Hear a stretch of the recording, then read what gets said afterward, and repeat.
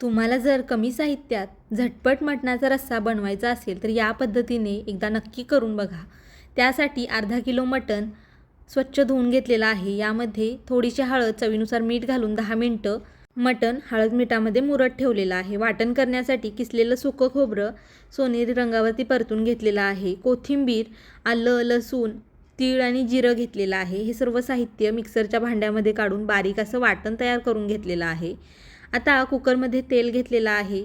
तेल गरम झाल्यानंतर बारीक चिरलेला कांदा घालून सोनेरी रंगावरती मस्त परतून घेतलेला आहे.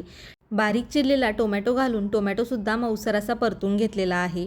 आता यामध्ये हळद मीठ लावलेलं मटण घालू आणि मटण एक 4-5 मिनिटासाठी तेलामध्ये चांगलं परतून घ्यायचं आहे. मटण परतून झाल्यानंतर यामध्ये घरगुती कांदा लसूण मसाला घालू.